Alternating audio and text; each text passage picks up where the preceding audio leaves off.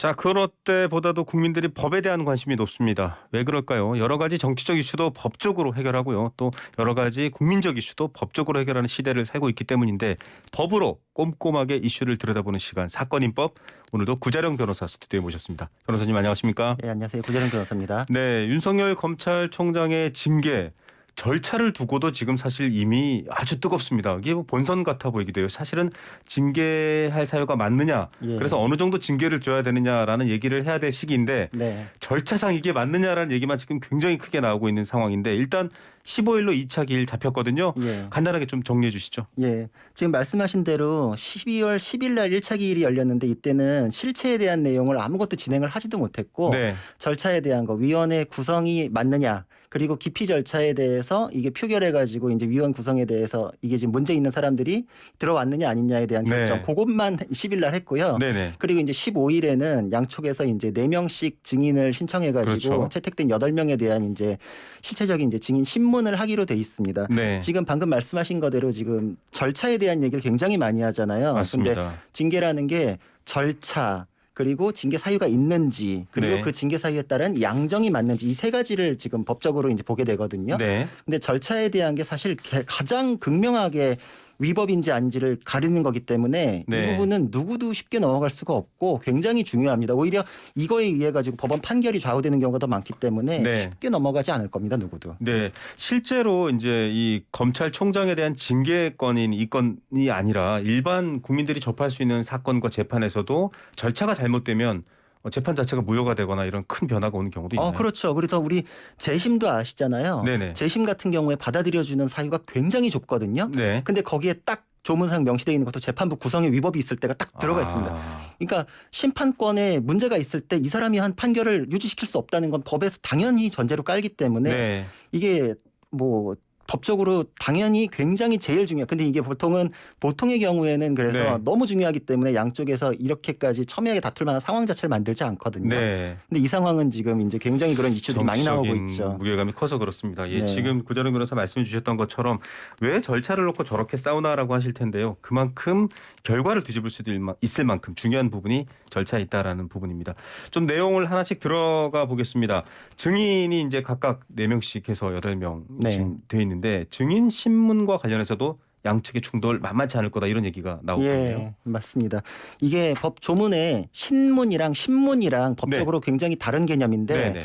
이게 보통 우리가 드라마나 이런 데서 봤을 때 양쪽에서 치열한 공방하면서 묻고 답하고 이렇게 이제 그렇죠. 반대 신문 보장되는 이런 걸 떠올리는 건 신문이라 그러거든요. 네. 니은 받침. 네. 근데 검사징계법상으로는 미음 받침 신문이라고 돼 있습니다. 네네. 이거는 이제 어떤 개념을 떠올리시면 되냐면은 그 영장 실질 심사할 때 피의자가 출석한 판사가 물어보거든요. 네. 그러면 이제 변호인이랑 검사는 의견만 밝히지 그 사람들이 직접 피의자한테 물어보지는 않아요. 네. 그러니까 이제 그 조문 문구에 충실하게 해석해가지고 징계위에서는 이건 신문이니까 당사자한테 반대 신문권 줄 필요 없다. 이거는 위원회에서 우리만 물어보면 충분하다라고 네. 하고 있고 반대로 윤 총장 쪽에서는 그거 아니다라고 하면서 반대 신문권을 보장해달라라고서 네. 이제 지금 이의 제기를 하고 있는 상태입니다. 예, 사실 법이라는 게 좀 어렵게 느껴지는 일반 청취자분들이나 국민들 어렵게 느끼는 이유가 용어 자체가 어렵기 때문에 그렇죠. 신문과 신문은 다릅니다. 네. 나온 사람에게 필요한 것만 물어보고 확인하는 건 신문이고 그렇죠. 옳고 그른지를 서로 대화하면서 따지는 게 신문인데 네. 윤 총장 측에서는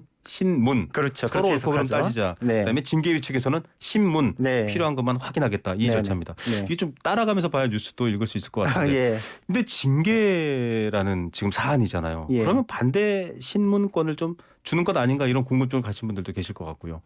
다른 법과 좀 비교해서 보면 좀 명확해질 것 같아요. 그렇죠. 이게 굉장히 그 비교법적 고찰이라고 네. 다른 다른 법들이랑 이렇게 그 취지를 맞춰보면은 이제 이 법의 의미가 굉장히 명확해지거든요. 네. 근데 검사에 대응하는 건 법관이잖아요. 네네. 법관징계법을 보면은 신문이라 그래서 양쪽에서 묻고 답하고 반대 신문권 보장되는 걸로 규정이 돼 있습니다. 네네. 그러니까 이거에 대해서 윤 총장 쪽에서는 이게 지금 검사징계법이 50년대에 만들어진 굉장히 낡은 법이거든요. 네네. 그 옛날에 만들어 놓고 이게 자주 작동되지 않는 법이니까 이 부분이 손봐지지 않고 넘어와서 그런 거 아니냐. 네네. 그리고 그 당사자에게 징계 과정에 대해서 억울함을 변소할 수 있는 기회를 주게끔 돼 있는데 네네. 여기에 유리한 증거를 낼 수 있게끔 돼 있어요. 네네. 근데 그러면 유독 유리한 증거를 낼 때 증인에 대해서는 유리한 증언을 끌어낼 수는 없게 안 되는 게 말이 되느냐. 이건 적법 절차 원칙에 의한 방어권 보장이 안 되는 상황이니까 이거는 네. 그렇게 해석할 수 없다. 그래서 방금 말씀하신 대로 그 용어 규정돼 있는 문구에 딱 맞게 징계위원회는 주장을 해서 이건 네. 우리가 알아서 물어볼 테니까 뭐 이건 반드시 문건 줄 필요 없다라고 하고 네. 윤 총장 쪽에서는 적법절차 원칙이나 다른 비교법적인 고찰 이렇게 해가지고서 네. 반드시 문건 달라. 양쪽이 굉장히 팽팽한데 제가 보기에는 징계위도 이렇게는 얘기하지만 아예 배제하기는 어려울 것 같고 네. 이의제기나 아마 의견서나 이런 걸 많이 낼 겁니다. 윤 총장 쪽에서. 네네. 그러면은 아마 그런 내용을 반영해서 징계위가 요런 건 우리가 물어봐 주겠다. 대신 네. 물어봐 주는 아마 그런 형식으로 진행할 것 같습니다. 왜냐하면 또 예. 이게 물어보지 않으면 또 이게 또 위법이 될 수 있거든요. 자, 이 지금 검찰 징계와 관련된 법에 대해서 받침 하나 가지고도 지금 치열하게 싸우고 맞습니다. 있습니다. 정말 아까 들어오시기 전에 표현한 게 이 법 조항이 26개 조항. 26개인데 정말 글자 하나 받침 하나까지 지금 다 꼼꼼히 따지고 있는 상황입니다. 굉장히. 예, 제가 보기엔 거의 뭐 법조인으로 이건 조문 법 전체를 거의 뭐 씹어 먹어서 자기 걸로 소화한 상태로 지금 싸우고 있다 이런 느낌이 그러니까요. 듭니다. 신문이냐 신문이냐 네, 가지고도 네. 지금 뜨거운 상황입니다. 자, 이렇게 보면 또 위원회는 직권으로 징계 혐의자나 특별 변호인의 청구에서 감정을 명하고 증인을 신문하여 행정기관이나 그 밖의 기관에 대해서 서류 제출을 요구할 수 있다 이런 것들이 있는데 이 자체도 굉장히 지금 뜨겁게 해석을 놓고 있고 왜냐하면 증인이 8명이나 나오거든요. 네, 네. 이게 굉장히 이걸 어떻게 해석하냐에 따라서 결과가 달라질 수 있잖아요. 그렇죠. 이게 지금 8명이면 당장 기일 진행에 있어서도 만약 반대 심문권을 준다. 그럼 15일 날 절대 못 끝냅니다. 네. 왜냐면은 제가 뭐 형사 사건 했을 때 한 명 붙잡고 저는 6시간 연속으로 증인 신문한 적도 있거든요. 와, 네. 보통 증인 신문은 굉장히 오래 갑니다. 공방이 오고 네. 가면. 근데 이거를 만약에 반대 신문권을 주게 되면 윤 총장 쪽에서는 당연히 원하는 건 다 물어볼 테니까 그날 네. 뭐 정말 많아야 3명 정도밖에 못 할 거거든요. 네. 이건 그러니까 실체에 대해 접근하는 그 권리에 대한 내용이기도 하지만 절차 진행에 대해서 이거 오래 안 끝날 정도의 사안이 될 수도 있습니다. 반대 신문권 주고 마는 거가 자체가. 내일 안 끝날 수도 있겠네요. 그렇죠. 그러니까 이건 반대 신문권에 대해서 이게 지금 징계위에서 아예 뭐 먼저 선제적으로 얘기하는 것 자체가 네. 그런 기일 진행까지 고려해서 얘기하는 거 아니냐. 네. 지금 정한중 위원장 같은 경우에는 처음에는 검찰총장에 대한 건데 자세히 보겠다. 하루 네. 만에 어떻게 끝내겠냐라고 하다가 또 갑자기 15일 날 끝나는 게 원칙이다라고 또 입장을 좀 바꿨어요. 그거랑 같이 반대 신문권 줄 필요가 없다라는 얘기가 같이 나왔거든요. 아. 이게 그래서 맥을 같이 하는 거 아닌가. 네. 그럴 경우에 절차가 굉장히 줄어들 수 있습니다. 네. 윤석열 총장 측에서는 15일 날 끝낸다는 건 말이 안 된다. 그렇죠. 그러니까 이게 반대 신문권이랑 기일 지정이랑 이게 네. 같이 맞물려서 같이 지금 주장되는 내용이 그게 이제 그런 맥락에서 네. 나오는 겁니다. 절차에 대한 논의도 복잡합니다. 그래서 지금 여러 가지 기일까지도 얘기가 나오고 있는데 증인 8명인데 네. 다 나올 수 있는가? 불출석이 되면 또 이건 또한 이슈가 달라지지 않나? 왜냐하면 양측의 증인들이 있거든요. 그렇죠. 그래가지고 15일에 만약에 증인이 안 나올 경우엔 이날 끝낼 수 있느냐, 재소환해야 되지 않느냐라는 네. 이슈도 급부상을 하게 될 겁니다. 네. 그리고 만약에 이렇게 불출석이 될 경우에는 그분은 아마 앞으로도 이 국민적인 관심이 모아졌는데 첫 기일에 안 나왔다. 네. 그러면 그 다음번에도 안 나올 가능성이 굉장히 높거든요.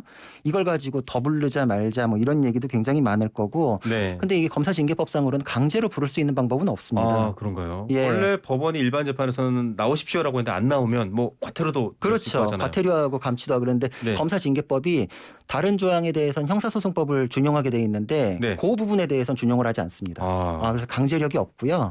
그렇기 때문에 이건 이제 위원회에서 더 이상 부를 필요 없다라고 해서 그날 끝낼 가능성도 있고 윤 네. 총장 쪽에서는 당연히 그거에 대해서 반발을 할 겁니다. 네. 그래서 요거는 그날 누가 나오는지가 어떤 쪽에 유리한 증인이 나왔다 안 나왔다를 판단할 수 있는 출석 네. 여부만 가지고도 안에서 지금 어떤 정도 내용 다루어지겠구나 이렇게 지금 가늠할 수 있거든요. 네네. 어느 쪽에 유리한 내용 나올 수 있고 그 결과가 어느 쪽으로 흘러가겠구나 이게 바로미터가 될 수 있습니다. 출석 여부가. 지금 구자룡 변호사 이야기 듣다 보면 아마 많은 분들이 이게 빨리 종결이 되거나 증인이 어느 정도까지만 나왔다만 놓고도 대략적인 예상이 된다라는 것들을 좀 느껴보실 수 있을 것 같습니다.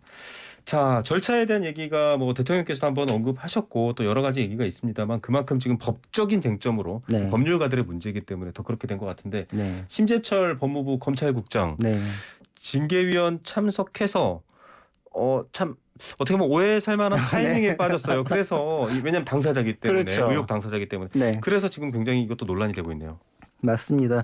심재철 국장 같은 경우에는 지금 제보자로 확인이 되고 그렇죠. 있는데 제보자는 결국은 증거 방법이 증인으로도 지금 나오게 돼 있잖아요. 네. 근데 징계위원으로도 왔어요. 네. 그러니까 지금 이거는 일반 사건으로 대응해가지고 얘기한다면 뭐 고발인 정도 위치. 그러니까 네. 내가 문제가 있다고 고발해놓고 그거에 대해서 판관으로 들어왔었고 네. 증인으로도 나오고 이거는 사실 법조계의 시각으로는 이제 부적절하다는 거에 네. 대해서는 의견이 일치를 합니다. 네네. 근데 이게 지금 심재철 국장도 그거를 너무 잘 알고 있기 때문에 네. 기피 절차에 관여하고서 바로 회피해서 빠졌어요. 네. 근데 이게 지금 거기서 빠졌기 때문에 이 절차에 대한 위법성을 거기 이제 문제는 없이 끝낸 게 맞느냐. 법무부에서 이제 징계위는 그렇게 지금 보고 있는데 네. 윤 총장 쪽이나 이쪽에서는 아마 극렬히 이제 이거는 법정 공방을 벌일 거고 제가 보기에도 이거는 쟁점이 충분히 될 수 있겠다 이런 생각은 듭니다. 징계위 구성 자체가 사실은 좀 불가능한 상황이 될 수도 있는데 네. 어느 정도 논의를 충분히 하고 음. 나의 어떤 여러 가지 특수한 사정 때문에 이제 저는 빠진다. 회피하겠다라는 그 부분. 그렇죠. 그게 그래서 지금 굉장히 문제가 되는 게 어떤 게 가장 핵심이었냐면은 그 추미애 장관 같은 경우에는 징계 청구권자였기 때문에 자동 제척이 됐거든요. 네. 징계위가 7명인데 그러면 한 명이 줄었잖아요. 네. 근데 또 한 명은 위원이 이유를 명확히 밝히지 않고 불출석했어요. 네. 그래서 그날 5명이 출석했는데 5명 중에서 징계 청구가 된 사람은 자기의 그 기피에 대해서 표결을 못 합니다. 네. 그럼 5명 중에 1명이 더 빠져야 되잖아요. 그럼 4명이 돼요. 근데 심재철 국장이 먼저 회피를 했으면 3명으로 다시 줄잖아요. 네. 그럼 이건 정족수가 아예 처음부터 맞아떨어지지 않기 때문에 네. 그날 절차 자체가 아예 진행될 수가 없었습니다. 그러니까 네. 심재철 국장이 기피까지는 몸으로 정족수를 채워주고 네. 그거를 위원회를 이제 그 궤도에 올려놓고서 빠졌다. 그러니까 네. 지금 윤 총장 쪽에서는 징계 절차 농단이다라고까지 이제 굉장히 강하게 비판하고 있는 그런 이슈가 발생을 한 거죠. 네, 이렇게 지금 사실은 굉장히 절차상의 문제를 강조하는 상황으로 가고 있는 이유 그만큼 첨예하기 때문인데 조금 건너가 보겠습니다. 이 부분은 네. 사실 좀 진행이 돼봐야 알 수 있는 거고. 네. 자, 징계 사유가 있는지 여부는 어차피 법원까지 갈 수도 있겠다 이렇게 지금 예상이 되고 있는데 징계위의 결론이 중징계로 나올 전망이 우세한데 일각에서는 한 정직 정도 어차피 네. 한 7개월밖에 임기가 안 남았기 그렇죠. 때문에 6개월 정직 뭐 이런 식으로 나올 수도 있다라고 하고 여기에 대해서도 해석에 논란이 많아요. 맞아요. 지금 처음에는 뭐 해임 정도 나오지 않겠느냐. 물론 이제 그게 맞는지 틀린지 법원과 따질 얘기지만 네. 그런 의견이 압도적인 다수였는데 이게 좀 사유 자체가 다 인정되기 어렵지 않느냐라는 쪽에서 정직 정도. 그러니까 그것도 뭐 6개월까지 할 수 있으니까 뭐 한 4개월 정도 이렇게 하면은 네. 법원에서 집행정지 지금 집행정지가 가장 이제 핵심이거든요. 네. 권한은 제가 보기엔 임기 내에서도 나오기 힘들 것 같습니다. 네네. 그렇기 때문에 집행정지에서 만약에 뒤집어진다라고 하면 법무부나 징계위가 치명적이거든요. 그러니까 네, 그렇죠. 그 수위를 맞추기 위해서 징계는 원래 재량권 행사기 때문에 네. 수위가 낮으면 재량권 행사로 인정될 가능성이 높아지기는 합니다. 네. 그래서 그것 때문에 이제 정직에 대한 얘기도 나오는데 그것도 사실 그렇게 쉬운 건 아닙니다. 이게 양날이 칼이 될 수 있습니다. 집행정지를 피하다 보면 자칫 징계 근거가 부족했던 거 아니냐 그렇죠. 이런 오해도 받을 그거죠. 수 있고. 네, 참 이게 굉장히 그만큼 길어질 것 같고요. 또 짧아진다고 해도 그만큼 이슈가 커질 것 같습니다. 구자룡 변호사 계속 또 스튜디오에 나와서 이런 얘기 재밌게 아주 쉽게 법으로 풀어드릴 테니까 여러분들 기대해 주시기 바랍니다. 시간상 오늘은 여기까지만 들어야 네. 되겠네요. 감사합니다. 예, 감사합니다. 구자룡 변호사였습니다.